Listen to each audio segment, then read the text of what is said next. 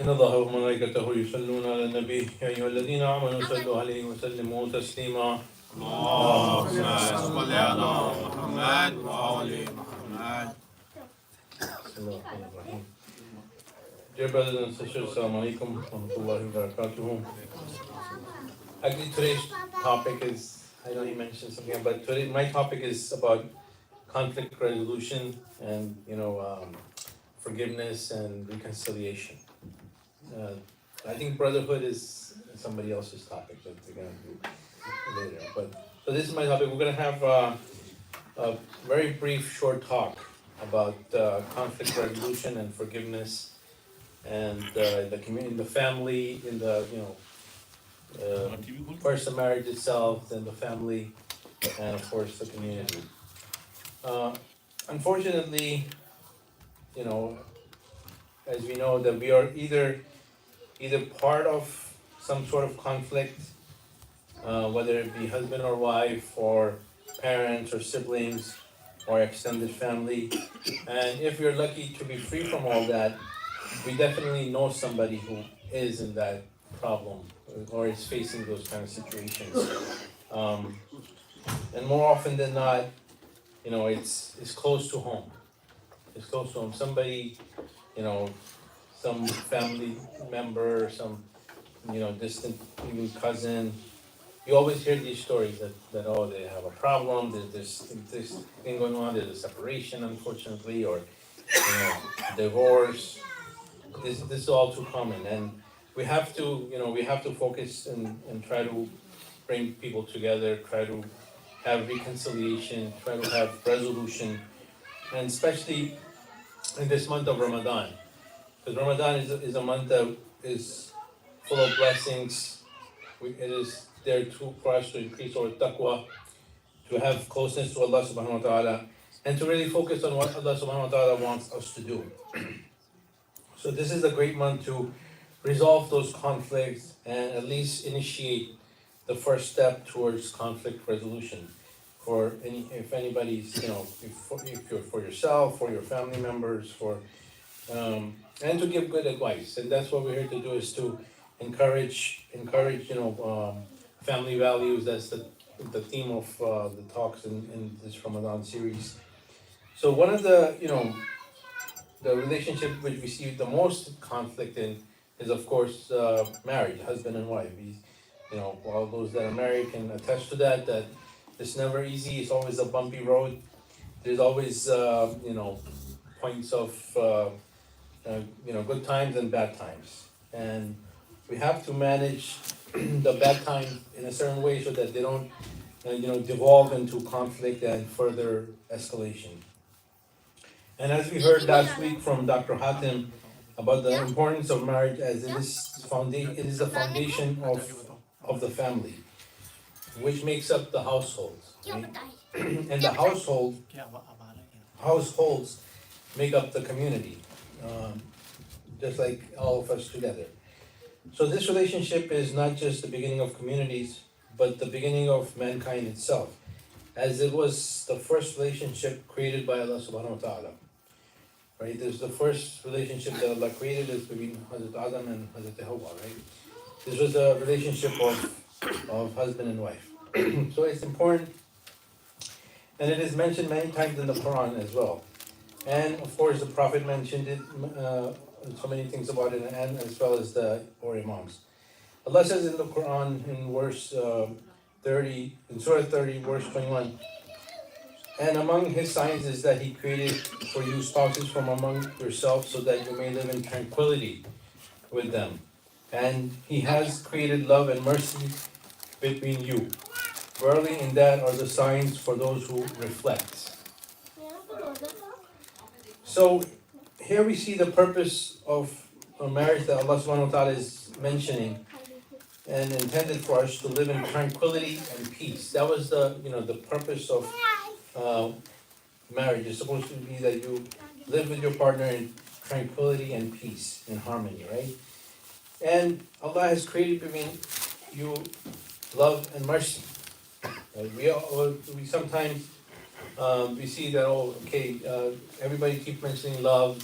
Valentine's Day just passed, and it's all about love and affection, love and affection. But what about mercy?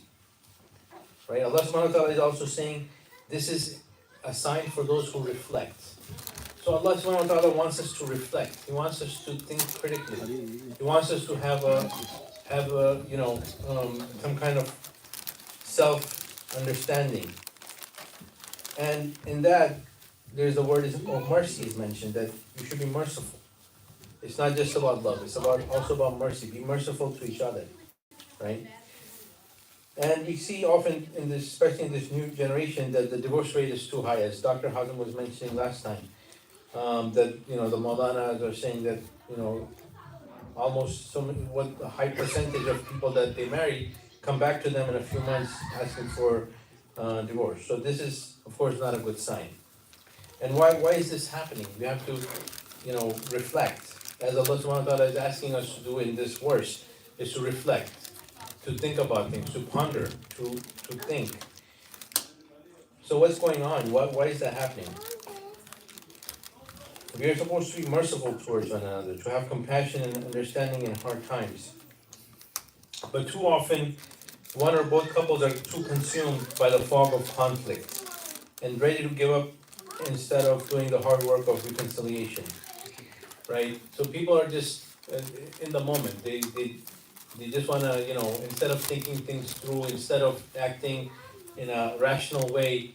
We live in a society where everything is just now, like everything has to happen now. Okay, you don't agree with me, I don't agree with you, okay, goodbye.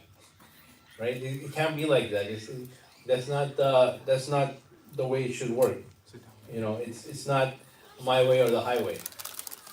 This shouldn't be the case. But unfortunately, we learned that from the West, actually, right? We live in a very individualistic society that, okay, I am me. This is what I do, and if you don't agree with it, okay, goodbye. There's the door. And that it shouldn't be this way. This is not what Allah subhanahu wa ta'ala intended us to do. And we have to focus on that. We have to reflect on that. That's what Allah subhanahu wa ta'ala is asking in this verse for us to do, is to reflect. This is a sign for those who reflect. Don't just, flip. Reflect, think, calm down, relax, right? So, and there's steps that even Allah subhanahu wa ta'ala mentions in the Quran, like how to resolve these conflicts. There's actually some examples of it. And also, unfortunately, sometimes family intervention turns out making things worse as well. I mean, there's certain interventions you want and certain you don't want. Sometimes family intervention, unfortunately, we see when the in-laws get involved and the other people get involved, instead of helping out, it turns out, they make things worse sometimes. So you have to be very careful as to who you're talking to about certain things. So Islam encourages conflict resolution and reconciliation. And we see in the Quran there's a whole surah named, this matter is so important that there's a whole surah. There's a surah, the name of the surah is Surah Al-Talaq. I don't know if everybody knew that. There's actually a surah named after that. A whole chapter, so that Allah subhanahu wa ta'ala is devoting for this topic, because it is very important and is very disliked by Allah subhanahu wa ta'ala, as a matter of fact. So there's, we have to read the Quran and take a lesson from it, right? Of course, that's what it's there for. The month of Ramadan, especially, the focus should be on the Quran. This is the month of the Quran. So study the Quran in this month, especially devote, as much time as you can to it. Learn. If you didn't know about Surah Al-Talaq, look it up tonight. Homework for everybody. Look up Surah Al-Talaq, see what it's about, what is it saying. Not for any other reason, but that it is a surah in the Quran. So, in any case, the Prophet said that divorce is the most disliked act in front of Allah, even though He allowed it. It is allowed, and under certain circumstances, right? Of course, we're not saying that it's there for a reason. There's certain red lines that if they're crossed, then yes, Allah subhanahu wa ta'ala allowed it for that very reason. That if something is so unreasonable, if something is so outrageous, and to the extreme the person is like off the rails, and that happens, right? Some people have you don't know, they're weirdos, truly weirdos out there, and then okay. But wherever it can be reconciliated, wherever it can be fixed, wherever it can be, you know, uh, in any manner where it can be put together, it should be. That attempt should be made. So Allah subhanahu wa ta'ala wants the two parties to make peace. Allah subhanahu wa ta'ala mentions in chapter 49 verse 9, make peace between them with justice and act equitably. Indeed, Allah loves those who act equitably. Right? So it is clear that Allah wants there to be peace and reconciliation and resolution and healing, instead of ending the relationship, which took so much effort to come into being in the first place. Right? It wasn't easy. Marriage itself is not an easy thing, right? Like you go through all these things to get married, and then, God forbid, all that effort, goes down the drain just because of some conflict, some fight. You know, people do things in rage and anger. So things are not always meant to be what they're supposed to be, and that's why Allah subhanahu wa ta'ala keeps saying again and again in the Quran, reflect, think about things, think it through. Don't be rash or harsh in your decision making. The Prophet sallallahu alaihi wasallam, Allahumma salli ala Muhammad wa ala Muhammad, said, whoever discards an argument despite being correct shall earn a place in the center of the heavens. Right? So even if you're correct sometime, just leave it alone. The best thing to do sometime is leave it alone, especially with the wife. Leave it alone. Guys, just leave it alone. She's right. They're always right. Just leave it alone.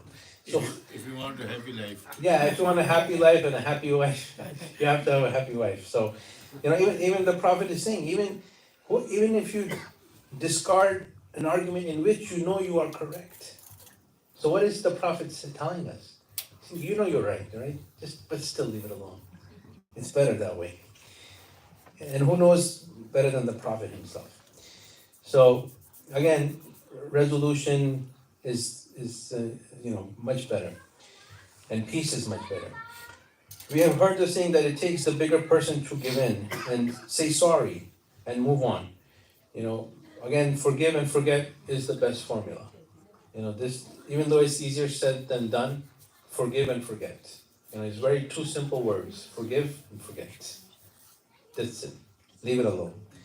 Life is too short, and it is not worth it to go through all the trouble. You have to put your ego aside and have humility and piety in order to have compassion and mercy where you can forgive and seek forgiveness, right? What happens, most of the time what happens, we have our ego, we become prideful, and we become arrogant, and we boast, and, oh, how come you said this? No, you can't say that. How dare you? You can't go that route. You have to have compassion and mercy. We seek forgiveness from Allah, right? We keep asking Allah for forgiveness, but we're not ready to forgive each other, right? Allah subhanahu wa ta'ala says, if you want to seek forgiveness from me, forgive others as well. This attribute, this characteristic you must develop in yourself. We must develop in ourselves. That if we want Allah to forgive us, we must be ready to forgive others. Yeah, people make mistakes, right? We are human beings. We're going to make mistakes. Every one of us make mistakes. But we should be ready to forgive, just like we want to be forgiven from Allah subhanahu wa ta'ala. And then we haven't even talked about all the negative effects of the fallouts between when parents, break up, the fallout on the children and the extended family.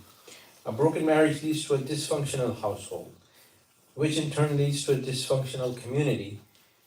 So, and then that gets passed on to the generations. So every relationship is interlinked.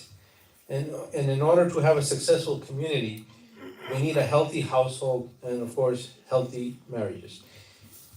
There are some steps that can be taken to resolve conflicts which our community often don't take advantage of, and then they lose out, right? First of all, don't keep ill feelings bottled up to yourself, right? And men do this more than women. Like whatever we're feeling, we won't say anything. But that makes things worse. Talk it out. talk to somebody, if you, first of all, explain your feelings to your spouse, right? And if you can't do that, then to a trusted friend or an elder in the community, like Dr. Hatim, for example, right? Number two, you can talk to like a Molana. Some Molanas are specialized in marriage counseling, right? So you can talk to them, like I think Molana Rizwan Rizvi, right? He can be you can go for him for marriage counseling as well. And third, go to professional marriage counseling, just like a licensed therapist. In our community, these topics are often seen as taboo. We don't want to talk about it. Everything is like hush. Like, this topic is not talked about. But just as you would go to a doctor to seek help when you have diabetes or you have any illness, in this case, when if you truly know that your relationship is, you know, in trouble and is sick, then you must seek professional help. They're trained professionals who have, you know, uh, knowledge and understanding and training in how to help people resolve conflict. Sometimes we don't know how to talk to each other, right? We don't know how to communicate. When two parties are fighting, they don't know how to communicate. The first thing that happens is silence. They go into silence mode. Ignore. I'm ignoring you, you're ignoring me. It's like, don't talk to me, I don't talk to you. And which is the worst thing ever, right? You have to talk things through. I mean, I'm not a counselor, but I'm just saying that helps, right? And all this is for myself, so trying to give myself advice. These are pretty points that, yeah, everybody deals with this, everybody. There's nobody who's, immune to this problem. This happens in every household. And of course, number four is, in this month of Ramadan, increase your taqwa, right? And increase your worship in Allah subhanahu wa ta'ala and sincerely make dua, right? For healing the relationship. There are du'as from the Imam, there's du'as, in our books about these situations, right? There's secret du'as even that have healing powers of the relationship. So, we can read those du'as in this month of Ramadan, which is the holiest month, and it is the month in which to increase our relationship with Allah subhanahu wa ta'ala, and all du'as are accepted in this month. So may Allah strengthen all husband and wife relationship for healthy and strong households and a healthy community. Sallu ala Muhammad wa ala Muhammad.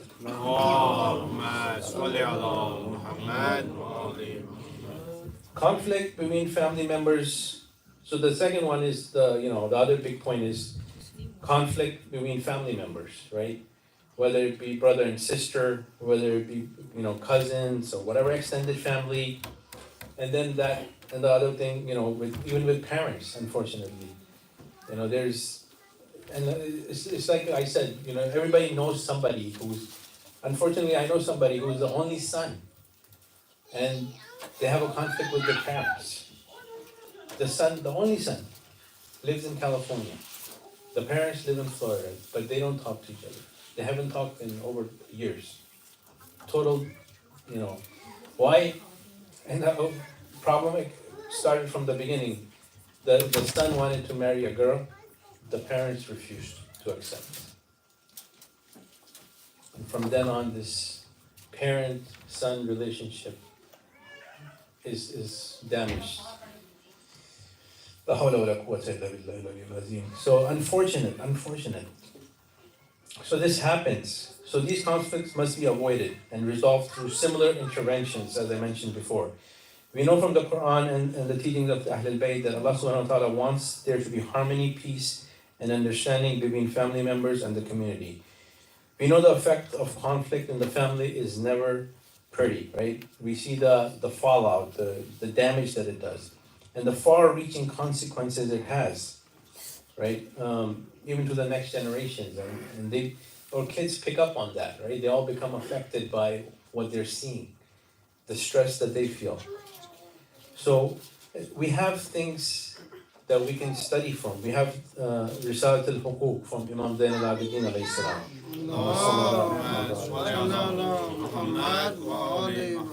Where the rights of every individual is defined and what is expected of them and from them, right? This is the one thing that we need to work on, which is to study the treasures of knowledge that we have from the Prophet and the Imams in our hands. But unfortunately, we don't take the time out to read and study these things, which have the answers that we're looking for, which have these very answers. But unfortunately, we are too busy or whatever. Life is, sucked us in, and we don't pay attention to these teachings that are right there in front of us. And of course, studying the Quran and the teaching of the Ahlul Bayt will lead us to a better husband and wife relationship, better family members, better community members, and so on. So I'll just end with by one of the sayings of Imam Ali, alayhi salam, in which he says, "A family that is united and whose members support one another, Allah gives them sustenance even if they be sinners. And a family that is divided and severs ties with one another, Allah deprives them from sustenance even if they are pious."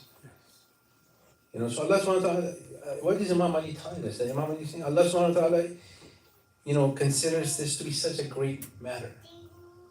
That even if those people are sinners and they're whatever, Allah will give them, because they kept family ties, because they did silatul rahim, because they were nice to each other, they cared for each other, they didn't fight, they didn't cut off relations.